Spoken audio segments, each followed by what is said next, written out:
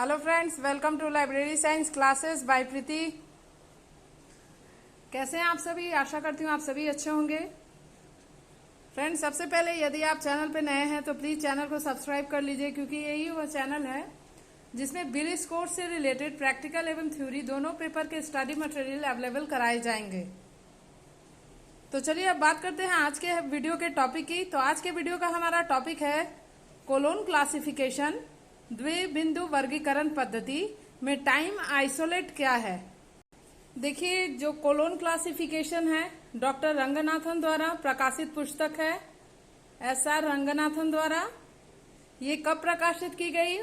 सन 1933 ईस्वी में इसका प्रकाशन हुआ।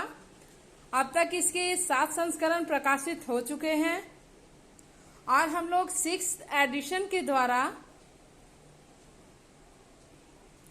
सीसी के अंतर्गत किसी भी टाइटल का क्लास नंबर बनाते हैं। देखिए, ये मैंने आपको सीसी का यानी कोलोन क्लासिफिकेशन का एक कॉन्सेप्ट बताया है छोटा सा।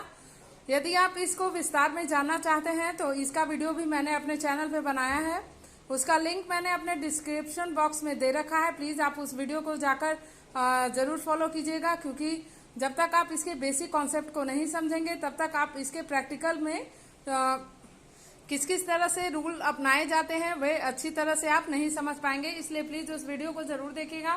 फिलहाल हम बात करते हैं आज के टॉपिक की। देखिए, डॉक्टर रंगनाथन द्वारा प्रकाशित जो कोलोन क्लासिफिकेशन स्कीम के अंतर्गत किसी भी टाइटल का क्लास नंबर बनाने के लिए शीर्षक में मौजूद 5 मूलभूत श्रेणियों की पहचान कर उनको उनके योजक चिन्ह के द्वारा जोड़कर ही टाइटल का क्लास नंबर बनाया जाता है। तो वो 5 जो मूलभूत श्रेणियां हैं वो क्या हैं? देखिए, PMEST personality, matter, energy, space and time, यही है रंगनाथन द्वारा 5 मूलभूत श्रेणियां जो प्रतिपादित की गई है कोलोन क्लासिफिकेशन के अंतर्गत। और इसके योजक चिन्ह है पर्सनालिटी का को कॉमा लगा के साथ हम लिखेंगे, मैटर को सेमीकोलन, एनर्जी को colon, space co dot and time के लिए हम इन्वर्टेड कॉमा का यूज करेंगे। तो इस वीडियो में हम बात करेंगे आज केवल टाइम की, कि टाइम से रिलेटेड किसी भी टाइटल में किस तरह से आपको सवाल पूछे जाएंगे। इसलिए आज के वीडियो में हम केवल टाइम से रिलेटेड क्वेश्चन की प्रैक्टिस करेंगे। देखिए, किसी भी शीर्षक में सबसे आसानी से क्या पहचाना जा सकता है? टाइम को। टाइम को सबसे आसानी से किसी भी शीर्षक के अंतर्गत हम पहचान सकते हैं। और टाइम के कोलोन के अंतर्गत समय के 2 स्तर उपलब्ध है। एक पहला स्तर है T और दूसरा स्तर है T2। T में क्या है? फिक्स टाइम होता है और T2 में नॉट फिक्स टाइम होता है।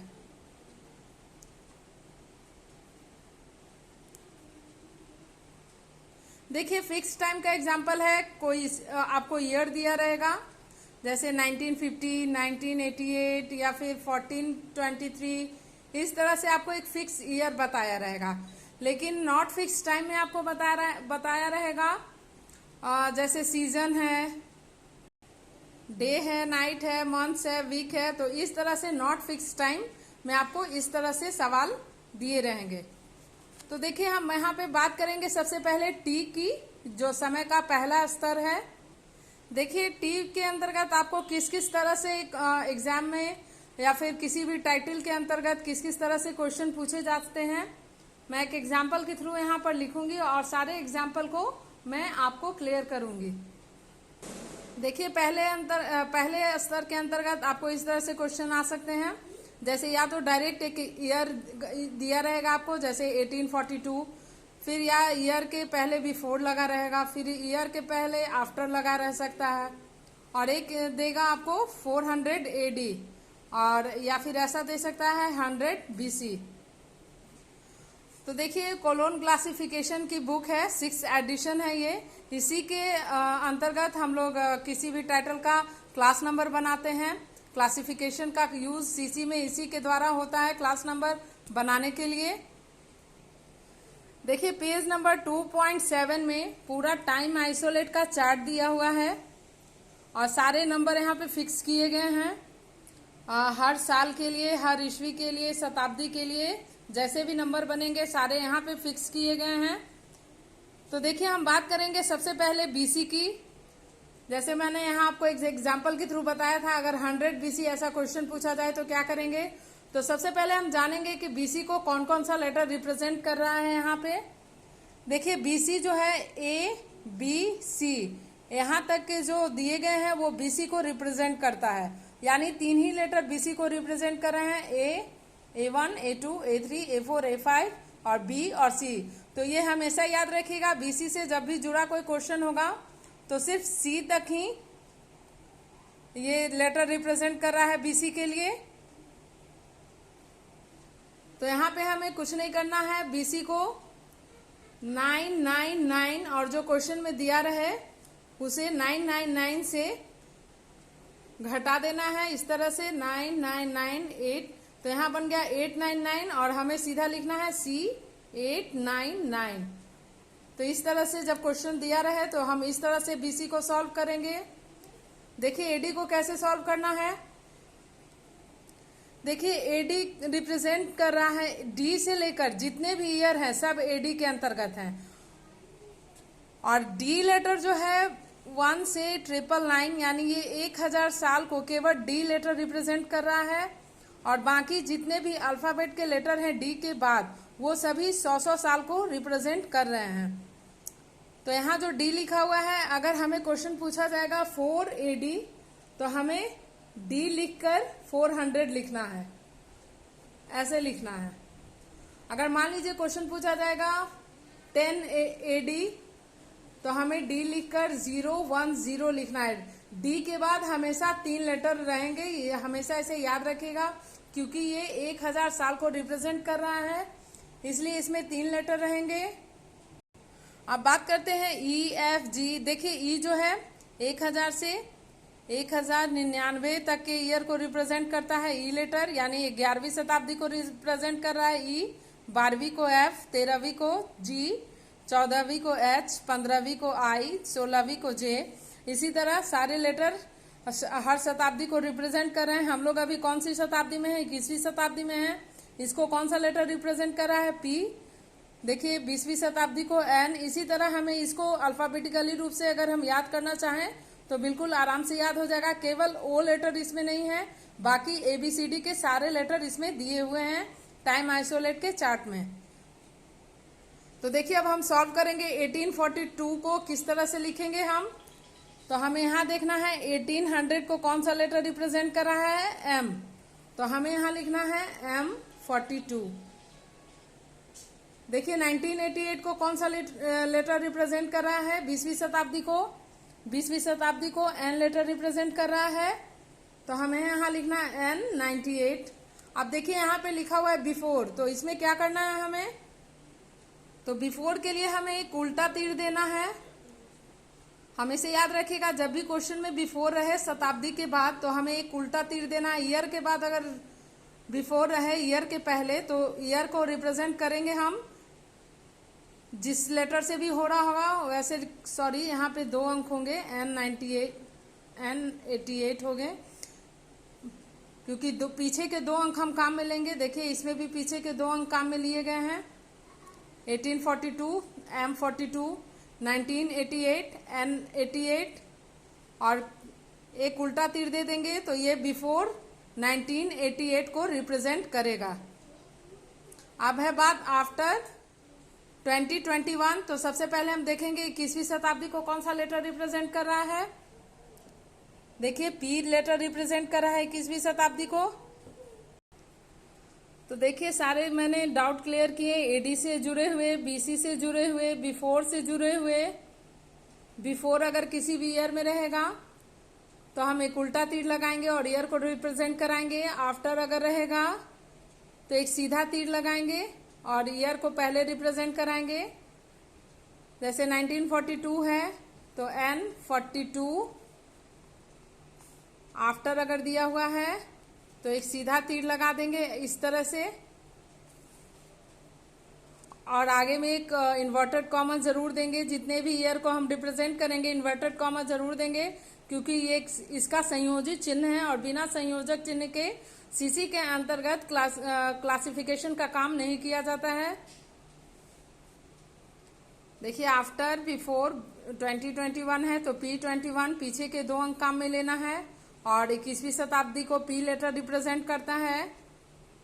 देखिए यहाँ P लेटर रिप्रेजेंट कर रहा है 21वीं शताब्दी को, उसी तरह 20वीं शताब्दी को N करेगा। जितने भी शताब्दी हैं उनको अलग अलग लेटर द्वारा रिप्रेजेंट कराया गया है टाइम आइसोलेट के चार्ट में। आप देखिए आपको एक क्वेश्चन दिया रहेगा, एक रेंज बनाया रहता है। देखिए क्वेश्चन के अंतर्गत आपको ईयर का एक रेंज भी आ सकता है, जैसे 1860 से लेकर 1879 ऐसा अगर दिया रहेगा तो हमें क्या करना है, इसमें एलईडी का फॉर्मूला यूज होगा। एलईडी का फॉर्मूला यूज होगा। देखिए इसे लेटेस्ट इफेक्टिव डिकेड बोलते हैं। इसमें शताब्दी को 20-20 टुकड़ों में बांट दिया जाता है। किस तरह से लिखेंगे हम, देखिए इस तरह से इसे लिखना है 1800 से 1819, मतलब 20-20 साल के के टुकड़ों में कर 5 भागों में इसे विभाजित कर बांट दिया जाता है एक शताब्दी को। 1800 से 1899, जैसे यहाँ 1860 है मतलब 1800 शताब्दी से संबंधित है ये ईयर, तो पूरे शताब्दी को 20-20 साल के टुकड़ों में बांटकर 5 भागों में किया जाता है। और अब इसे लिखना कैसे है, अब लिखना है इसे एम। देखिए 19वीं शताब्दी को एम लेटर रिप्रेजेंट करता है, तो M1, M3, M5, M7, M9। अब आप ये सब सोच रहे होंगे कि ये 1, 3, 5, 7, 9 कहाँ से आया, तो ये जो तीसरा लेटर है हम उसको यूज में लेंगे। 1, 3, 5, 7, 9, 1, 3, 5, 7, 9। अब देखिए कौन सा शताब्दी था यहाँ पे, 1860 से 1879। तो देखिए यहाँ पर M7 में आ रहा है 1860 से 1879, तो हमें इसको M7 से रिप्रेजेंट करना है, एक इन्वर्टेड कॉमा लगाना है और M7 से रिप्रेजेंट करना है। तो देखिए इसका भी मैंने आपको जो किस तरह से टाइटल में अगर दिया रहेगा कैसे सॉल्व करना है, मैंने इसे भी क्लियर किया आपको। अब हम बात कर रहे हैं टाइम के दूसरे लेवल की। देखिए ये टाइम आइसोलेट का T2 का चार्ट बना हुआ है। इसमें अलग अलग लेटर, स्मॉल ABCD के लेटर रिप्रेजेंट कर रहे हैं, day, twilight, season, spring, summer, autumn, winter, dry, wet, snow. इस तरह से ये अलग अलग लेटर इसे साफ साफ रिप्रेजेंट कर रहे हैं। तो ऐसा कुछ अगर दिया रहेगा तो उसके आगे जो लेटर रिप्रेजेंट कर रहा है हमें उस लेटर को लगा देना है इन्वर्टेड कॉमा के साथ। तो देखिए यदि दिया रहेगा rainfall in Rajasthan in winter of 2020, तो फिलहाल हम इन सबों का बात नहीं करेंगे, यहाँ पर केवल टाइम का बात करेंगे। तो विंटर का हम देखते हैं टाइम आइसोलेट के चार्ट में विंटर को कौन सा लेटर रिप्रेजेंट कर रहा है। देखिए विंटर को N7 रिप्रेजेंट कर रहा है, स्मॉल n और 7 लिखा हुआ है। तो इन्वर्टेड कॉमा के साथ हमें N7 और 2020 लिखा हुआ है। तो 21वीं शताब्दी को कौन सा लेटर रिप्रेजेंट करता है, देखिए यहाँ 21वीं शताब्दी को P लेटर रिप्रेजेंट कर रहा है। तो हम लिखेंगे इन्वर्टेड कॉमा P20, इसका 2 अंक पीछे का 2 अंक काम में लेंगे। तो इस तरह से हो गया ये दोनों का अलग अलग। लेकिन जब हम टाइटल बना रहे होंगे तो पहले T को पहले काम में लेंगे, यानी P20 और देन N7। पहले टाइम का पहला स्तर होगा, फिर टाइम का दूसरा स्तर होगा। तो इस तरह से हमें मान लीजिए आगे कुछ जो रहना है वो रहेगा और टाइम को हम इस तरह से लिखेंगे। समय का पहला स्तर पहले रहेगा और दूसरा लेवल जो है वो बाद में रहेगा। हमेशा इसको याद रखिएगा।